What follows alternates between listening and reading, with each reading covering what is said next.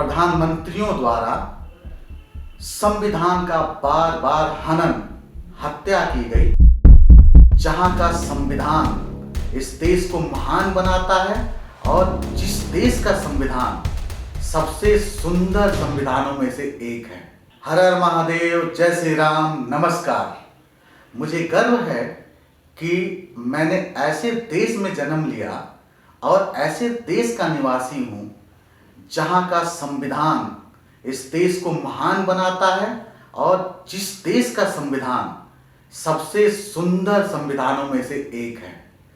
संविधान पर चर्चा करने के पूर्व मैं नमन करता हूं संविधान सभा समिति के सभी 389 सदस्यों को, जिनके दिन रात अथक परिश्रम और मेहनत से, और विशेष रूप से मैं नमन करता हूं संविधान सभा समिति के अध्यक्ष बाबा साहब डॉक्टर भीमराव अंबेडकर जी का, जिनके लीडरशिप में, जिनके दूरदर्शिता में भारत का इतना सुंदर संविधान, विश्व का सबसे महानतम संविधान और विश्व का सबसे बड़ा संविधान 26 नवंबर 1949 को तैयार हुआ। हालांकि उसके एक महीने के बाद 26 जनवरी 1950 को हमारा संविधान लागू हुआ।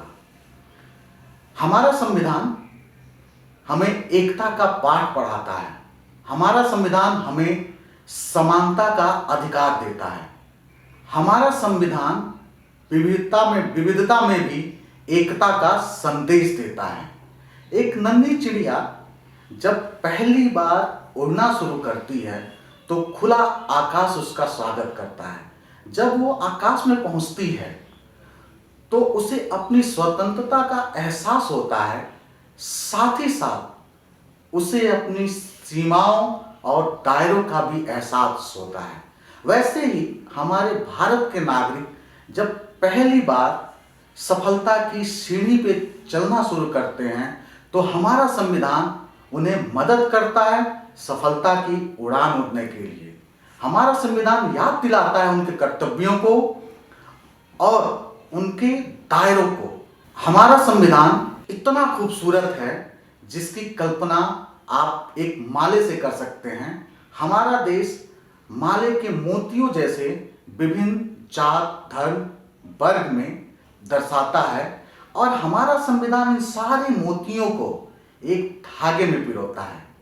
लेकिन एक कहावत हम लोगों ने सुना था, वो आज चरितार्थ होते हुए दिख रही है, 100 चूहे खा के बिल्ली चली हज को।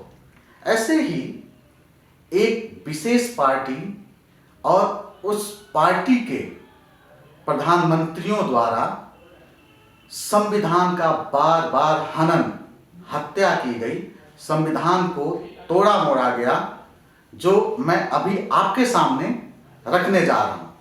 सबसे पहले मैं बात करता हूं भारतीय संविधान के अनुच्छेद 370 को, जिसे तत्कालीन प्रधानमंत्री पंडित जवाहरलाल नेहरू जी ने संविधान में सबसे बड़ी छेड़छाड़ के रूप में जाना जाता है।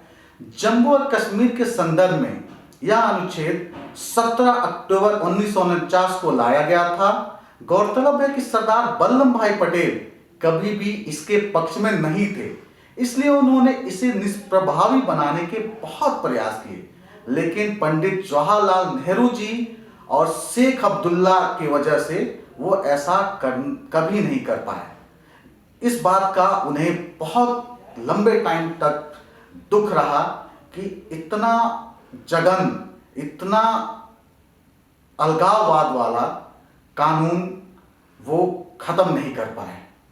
इस अनुच्छेद के साथ साथ 14 मई 1954 को प्रधानमंत्री जवाहरलाल नेहरू के निर्देश पे अनुच्छेद 35A भी शामिल किया गया था। गौरतलब है कि 35 से भारतीय संविधान का हिस्सा होते हुए भी इस संविधान के अनुच्छेद 14, 15, 16, 19 और 21 में प्रदत्त मौलिक अधिकारों का हनन करता था। इसलिए इसे एक विवादित और भेदभाव पैदा करने वाले अनुच्छेद के रूप में हमेशा से देखा गया था।